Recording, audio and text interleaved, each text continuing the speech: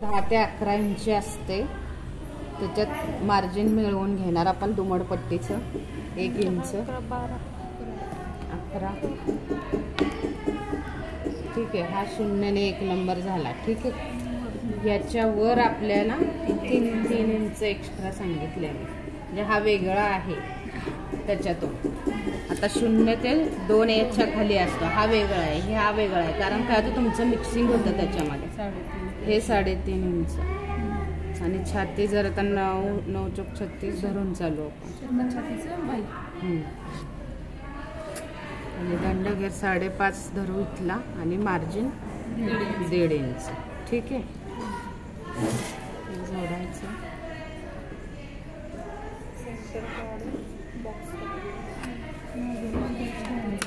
आता इथं 1.5 इंच काय घ्यायची गरज नाही, फक्त लाईन आखायला घेतलं तरी चालेल. आपल्याला याचा हाफ करायचा आहे 9चा 4.5. हा डायरेक्ट वर जाणार.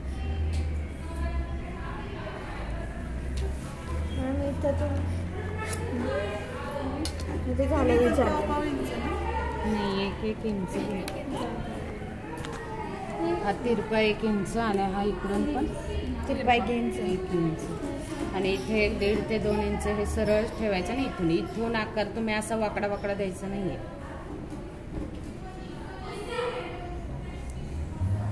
असं नॉर्मल राहणार. आणि याच्यावर आणखीन वाढवली तर ती धोती स्टाईलच्या प्लेट्स टाकल्या जातात, ती स्लीव्स तयार होते याच्यातून.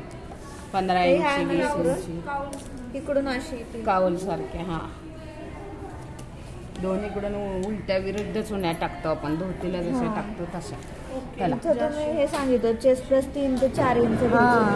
ओके, आपण फक्त एक्स्ट्रा याला नाही घेतलं, याला आपल्याला खाली चुन्या नकोत ना. खाली नाही, इथे घेतोय ना अगं, पण खाली नकोय ना, म्हणून नाही घेतलं. छातीचा 4था आपल्याला ही रुंदी वाढवली ना आपण, मग त्याच्यामुळे ती पण वाढली, म्हणून ती जास्त घेतली. तुम्हाला जर दोन्हीकडे चुन्या हव्यात तर मग वाढवायचं तुम्हाला. आता फक्त वरच चुन्या पाहिजेत ना, मग इकडे एक्स्ट्रा वाढवण्याची गरजच नाही. हे एवढं मुंड्याला बसणार आणि एवढ्या भागात तुम्ही प्लेट्स केल्या तरी चालतात,